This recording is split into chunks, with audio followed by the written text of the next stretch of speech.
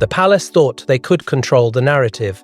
They thought they could seal history inside locked vaults and silent corridors. But when an official statement confirmed that Princess Diana's private journals had been released and that Prince William had been named the sole executor, everything changed. What was written inside those pages wasn't just personal reflection. It was legacy.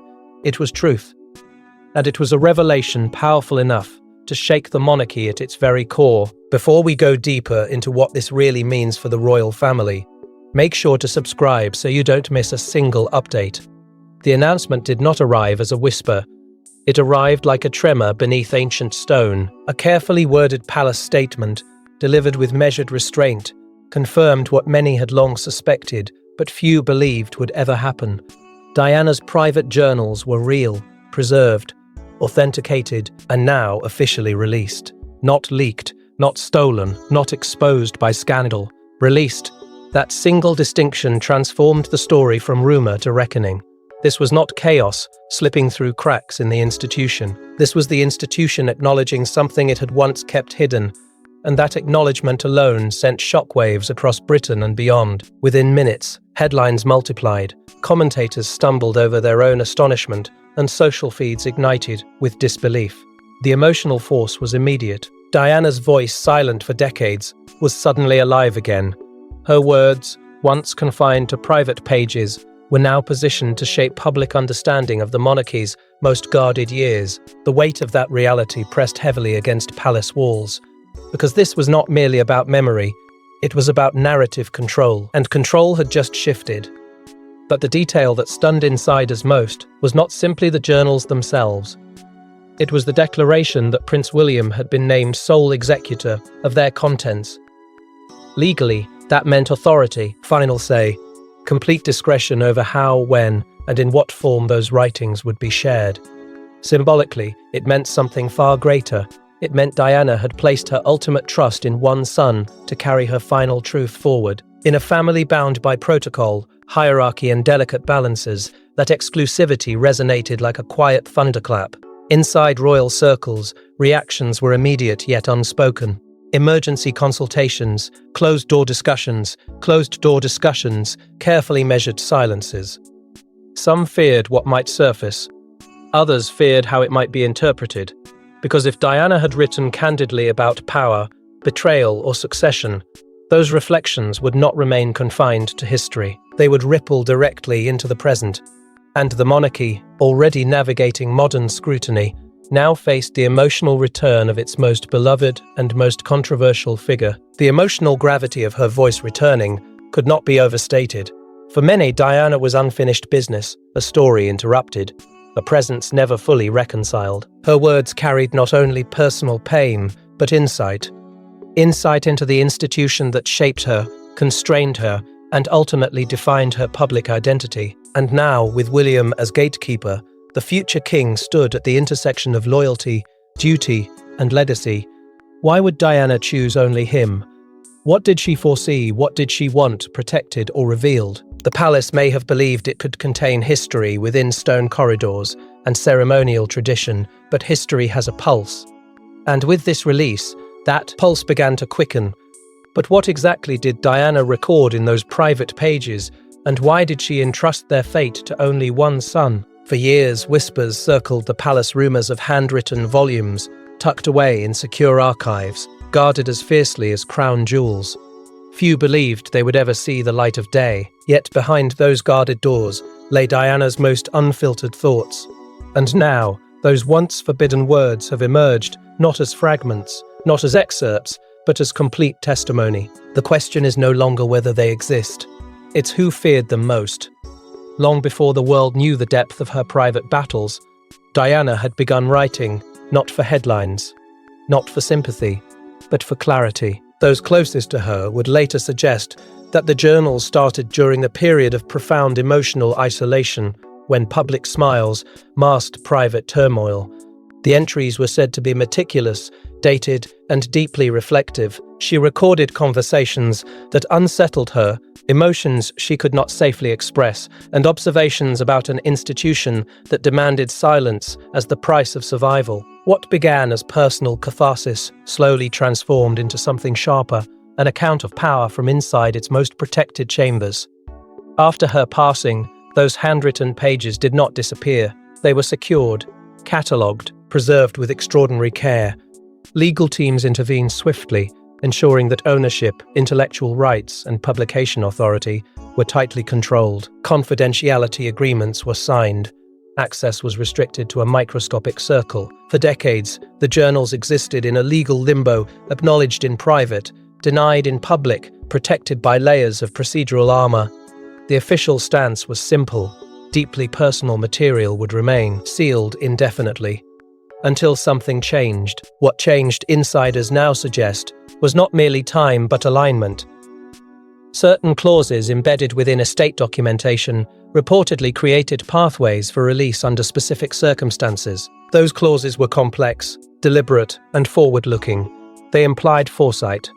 They suggested that Diana anticipated a future moment when her words would be necessary, not disruptive.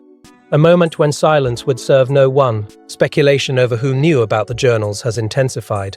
Senior courtiers, select family members, legal advisors sworn to absolute discretion. The tension inside palace corridors reportedly escalated once confirmation of their authenticity became unavoidable, because private reflections about marriage, emotional abandonment, and institutional coldness are not harmless recollections. They are combustible, especially when they hint at betrayal, not just personal but structural. Amid this quiet storm, William's role becomes more defined. His involvement in securing formal access to the documents was measured, deliberate, and discreet. There was no grand declaration, no public commentary, just careful legal maneuvering that ensured the journals would be handled on his terms. That subtle authority speaks volumes. It suggests preparation, it suggests patience, it suggests that the release was neither impulsive nor accidental. And beneath it all lies a growing realization: these writings were not simply diaries of sorrow. They were testimony. They were preservation of truth in ink, meant to outlive whispers and reshape memory. Diana did not write as someone defeated. She wrote as someone aware. A woman navigating suffocating expectation while quietly documenting its consequences. The deeper analysts look, the priest, clearer it becomes these journals were always intended for a future reckoning. And as the first excerpts surfaced, the emotional shock wasn't confined to the public, it struck straight at the heart of the royal household. Prince William has carried many titles in his life, but none heavier than this: Executor of Diana's final voice. This wasn't simply an administrative decision. It was personal, deeply personal.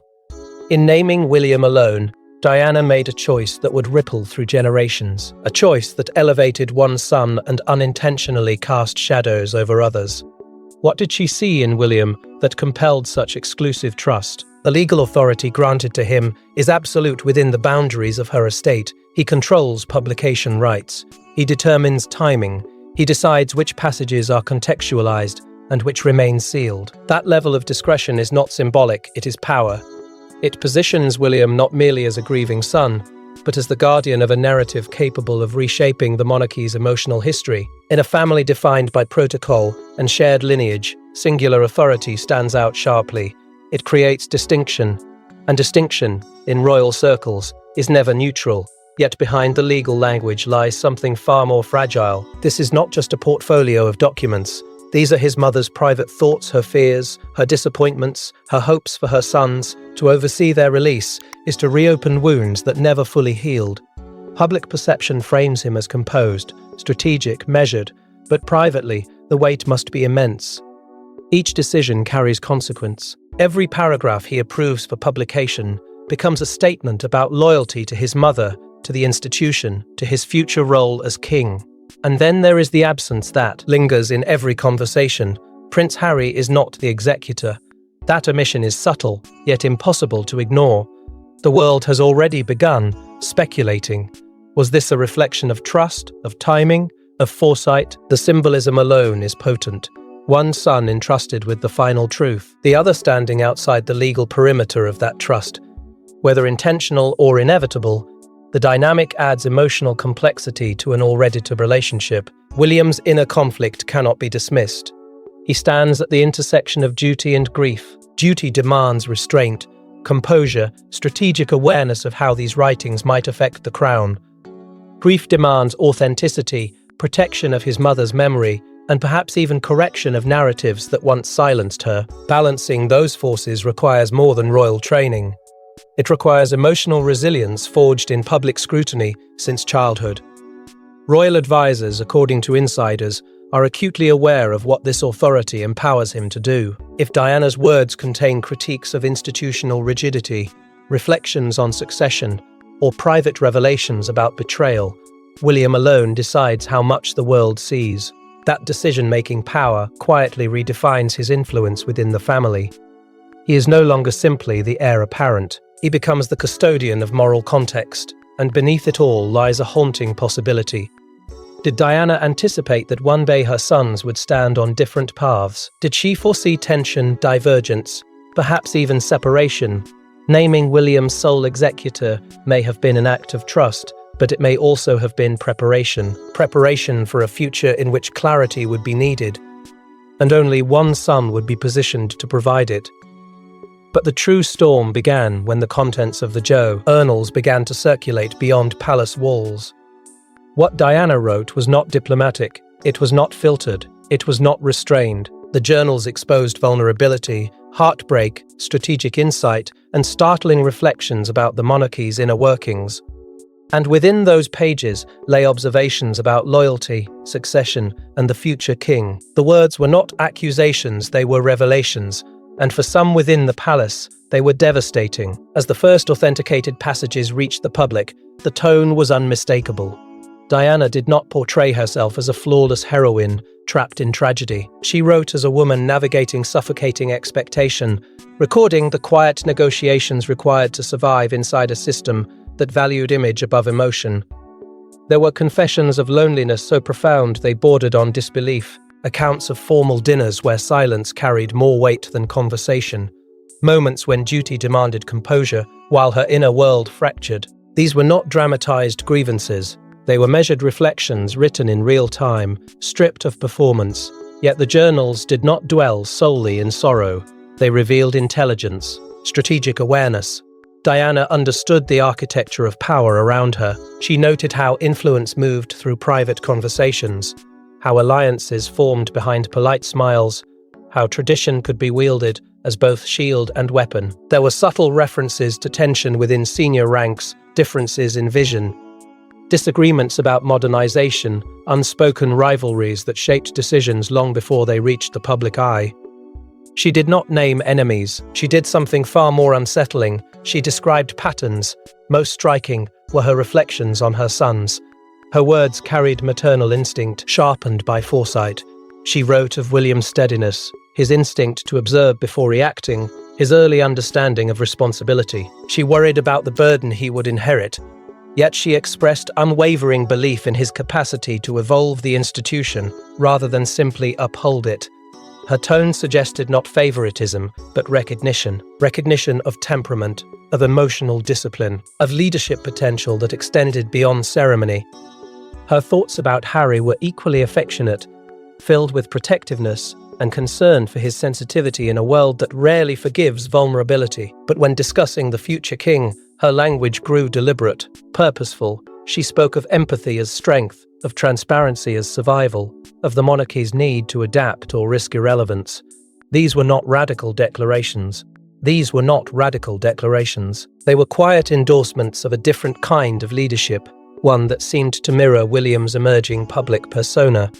As excerpts circulated, public empathy reinected with force. Readers did not encounter scandal. They encountered humanity.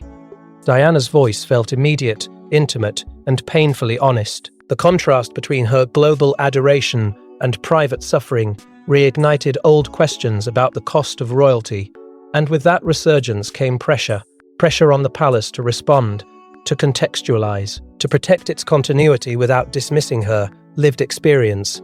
Behind closed doors, narrative management became urgent. Advisors debated framing, statements were drafted, revised, softened, because while the journals did not openly attack the institution, they exposed its rigidity. And rigidity, once illuminated, becomes difficult to defend. Yet one revelation in particular sent private corridors into complete silence. Buried within the journals was a passage that insiders describe as explosive.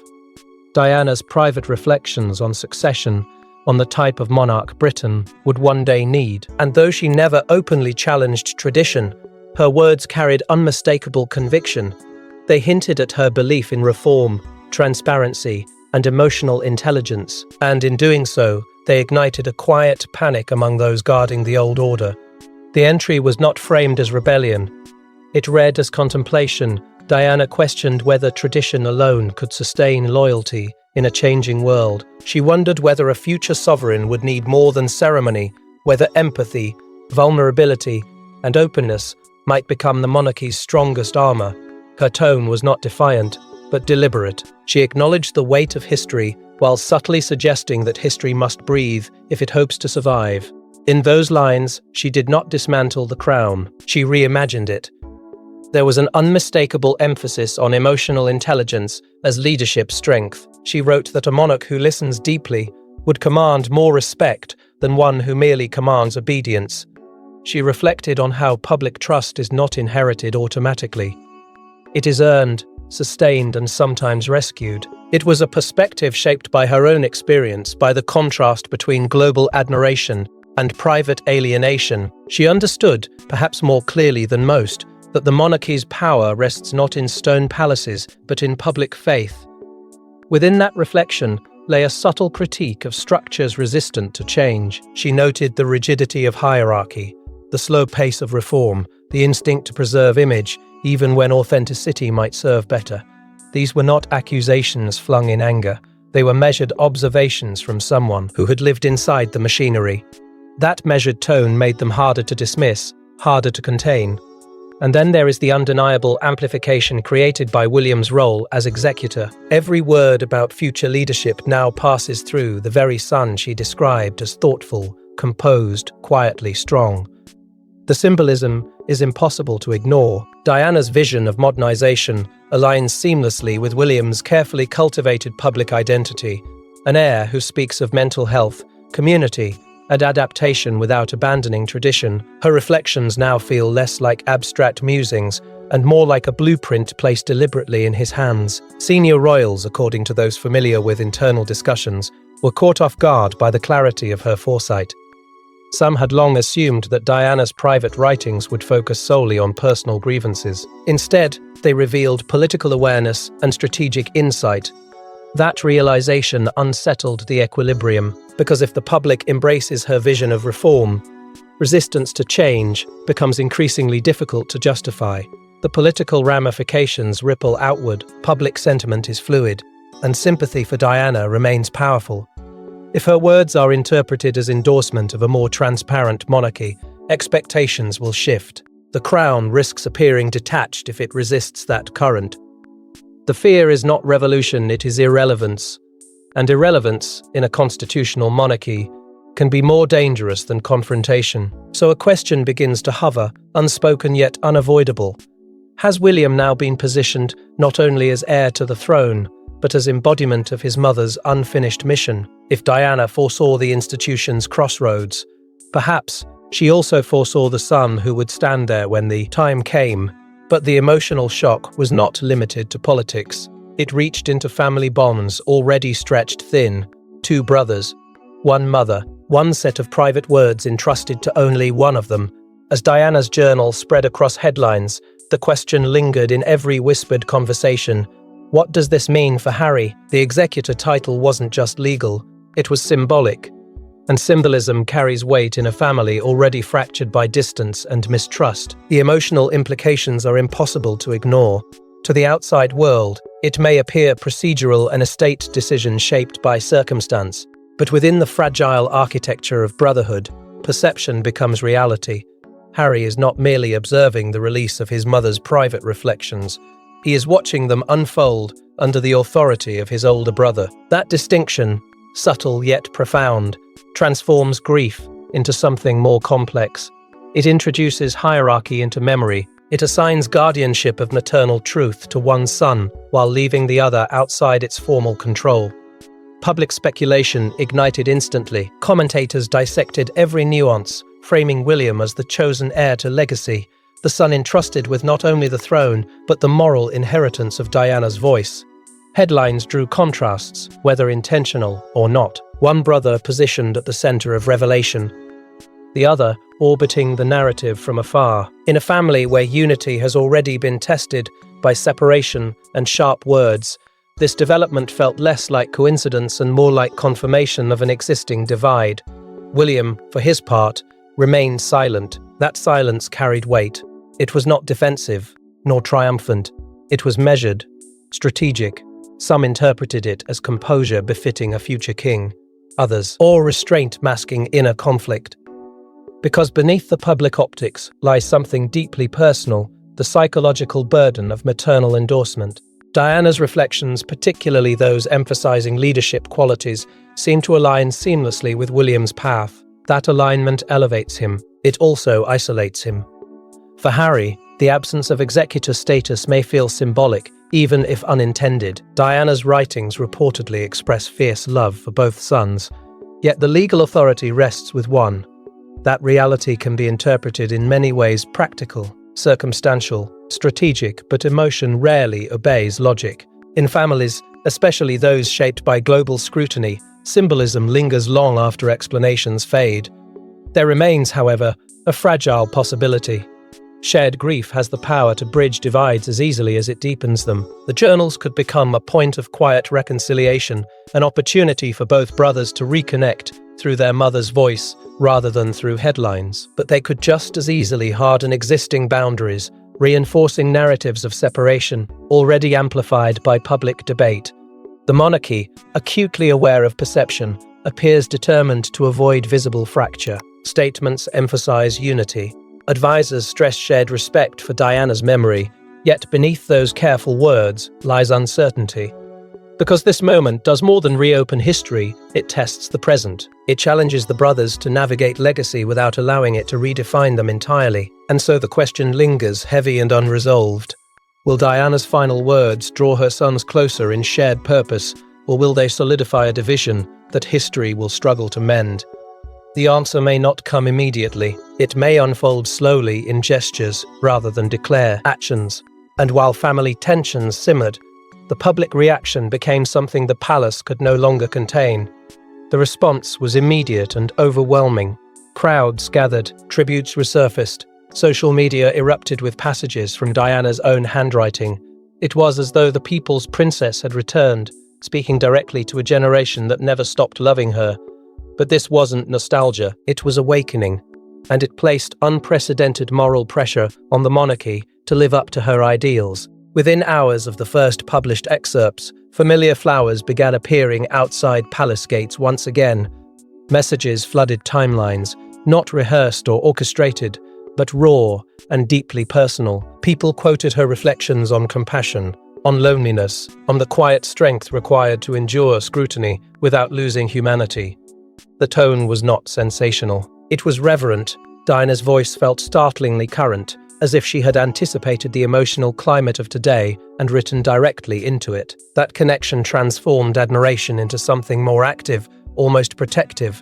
Testimonies poured in from those who had grown up watching her, remembering how she bridged distance with warmth. Older generations revisited grief that never fully settled, while younger audiences discovered her authenticity through words rather than curated documentaries. For many who were children when she passed, the journals offered an intimate introduction to the woman behind the myth.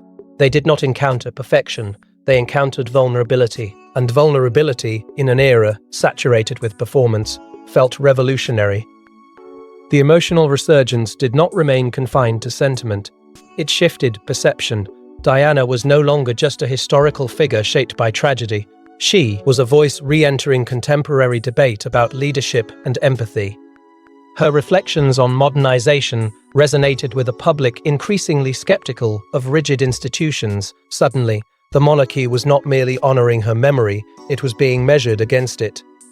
In that recalibration, William's role sharpened. He was no longer simply executor in a legal sense.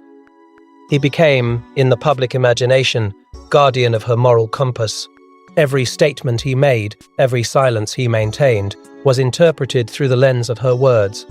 Observers searched for alignment between her ideals and his actions. The inheritance seemed less about ceremony and more about conscience.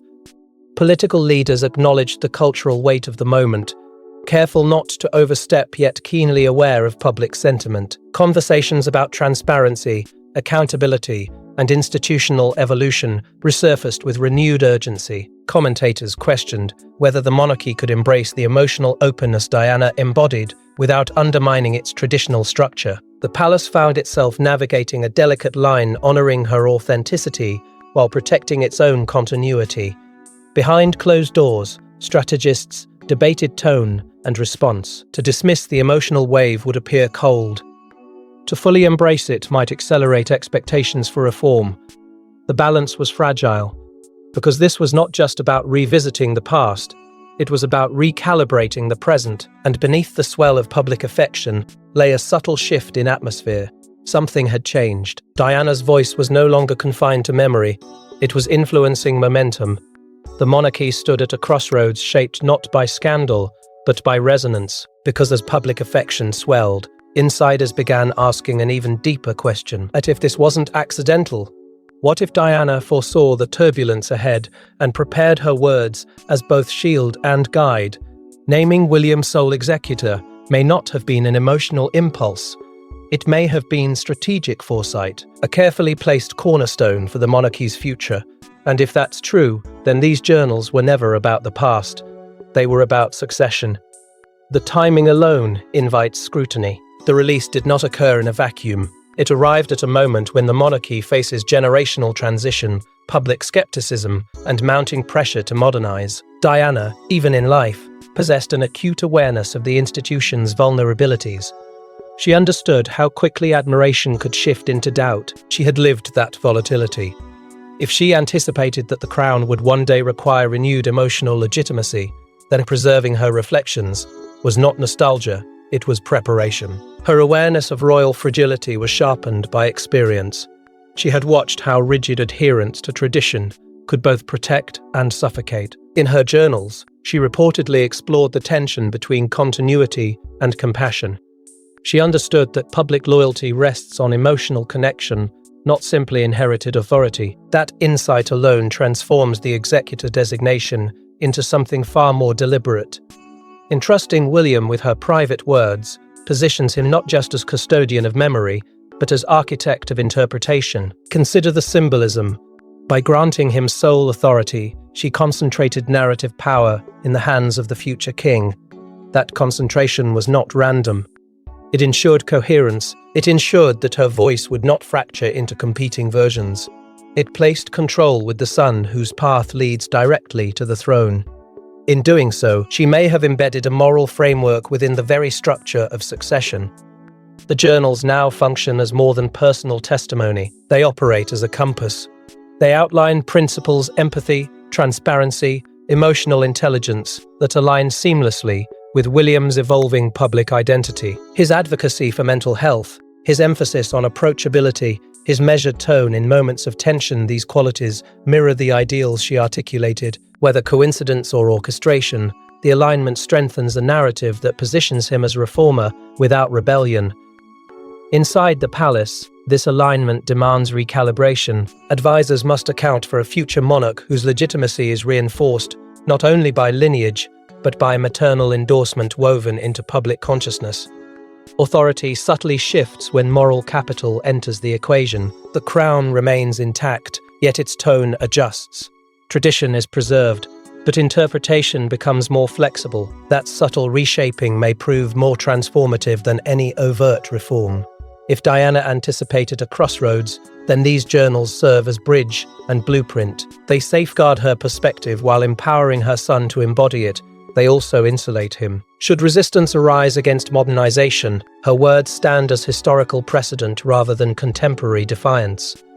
It is a strategic layering of influence past reinforcing future, and beneath this strategic possibility lies a final lingering implication. Perhaps Diana never intended her legacy to rest solely in memory. Perhaps she intended it to activate at precisely the moment the monarchy required recalibration. And now, with Diana's voice echoing louder than ever, One final question remains. This was never just about journals, it was about inheritance. No, T. Jules. Not titles, not ceremonies, but legacy. In naming William's sole executor of her private truth, Diana entrusted him with something greater than monarchy. She entrusted him with her unfinished mission. And now, as Britain watches, the future king stands at a crossroads, shaped not by protocol, but by his mother's voice. For William, the inheritance is now unmistakably dual. He carries the weight of the crown, its rituals, its expectations, its centuries of continuity. But alongside that formal destiny rests something quieter and far more personal: conscience. Diana's words do not crown him, yet they define him. They frame his leadership not only as constitutional duty, but as emotional responsibility. He does not simply inherit a throne, he inherits a moral narrative that demands alignment between power and empathy. The emotional culmination of Diana's voice has shifted the atmosphere around him. Her reflections on isolation, reform, and the necessity of compassion have transformed from private musings into public standards. Every gesture he makes is now filtered through the lens of her ideals. Every silence invites interpretation. The world is no longer watching only for tradition. It is watching for authenticity. And authenticity, once expected, becomes obligation.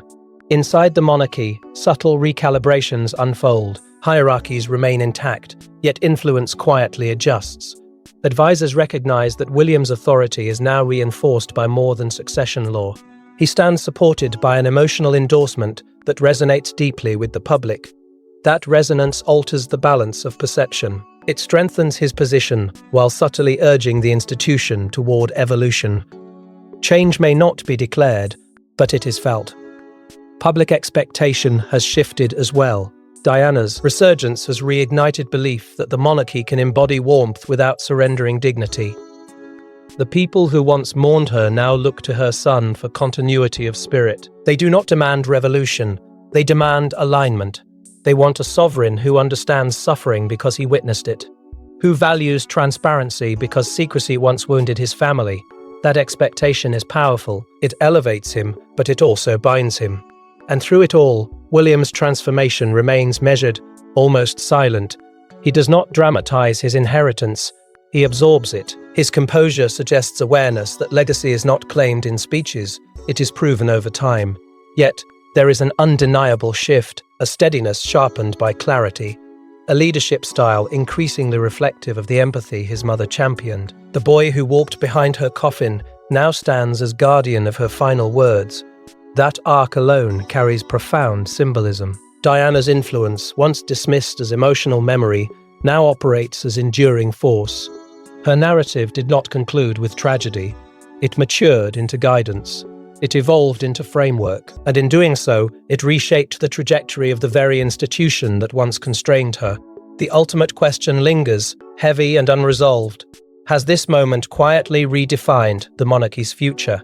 Has the release of those private pages planted seeds of transformation that cannot be reversed? The answer will not unfold in headlines alone. It will unfold in decisions, in tone, in the subtle blending of tradition with humanity. Because when history reopens its sealed pages, it doesn't just rewrite the past, it reshapes the future. Thanks for watching. Please don't forget to like and subscribe, and we will see you in next one.